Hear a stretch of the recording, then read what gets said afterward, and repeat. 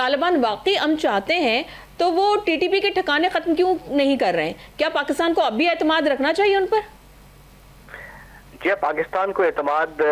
نہیں رکھنا چاہیے، مگر پاکستان صرف اس لیے پازیٹیولی انگیج ہوتا ہے ان کے ساتھ کہ ہم ایک ذمہ دار ملک ہے اور ہم اپنی ذمہ داری کا وہ اس کو بجا لائیں گے، اور ہم نے کوئی دقیقہ فروگزاش نہیں کیا کہ ان کے ساتھ صفاتی سطح پر انگیج کرنے میں. اور یہاں بھی ہمارے جو قطر اور ترکیہ یہ برادر اسلامی ممالک تھے، تو ان کی وجہ سے ہم نے اس کو ایکسیپٹ کیا، ان کی میڈیشن اس ٹیبل پہ آنا. اور اگر وہ اس پہ بھی راضی نہیں ہے تو پھر تو پاکستان کے پاس کوئی اور آپشن نہیں ہے کہ کائنیٹک آپشنز کی طرف جائے، انٹیلیجنس بیسڈ آپریشنز کی طرف جائے، اپنے انٹرنل جو ریزیلنس ہے اس کو انشور کرے. اور یہ صاف ظاہر ہے کیونکہ قطر اور استنبول جو مذاکرات ہوئے ہیں اس میں جو میڈیٹرز ہیں انہوں نے بھی طالبان کا وہ ایک منفی چہرہ دیکھا، اور ساری دنیا کے سامنے یہ عیاں ہو گیا کہ پاکستان کا جو ہمارا جو ایک سٹانس ہے وہ منطق پہ ہے، دلائل پہ ہے، اور وہ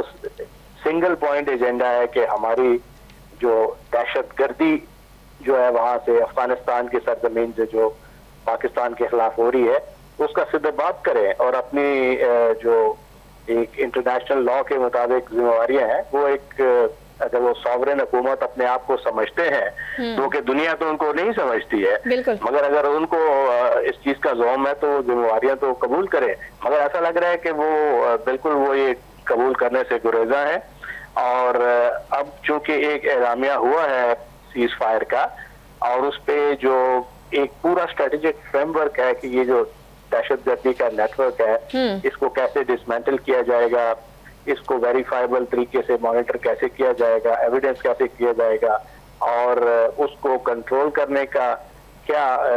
میکینزم ہوگا. وہ میکینزم جزیات اس کی طے ہوں گی 6 نومبر کو. مگر آج اور 6 نومبر کے درمیان خاصا ٹائم ہے، تو اس ٹائم میں آپ نے دیکھنا ہے کہ اگر ان کا کیا رویہ ہے. اگر وہ انگرس کرتے ہیں پھر وہ ٹی ٹی پی کو ہلا شیری دیتے ہیں تو اس کا مطلب ہے وہ سنسیئر نہیں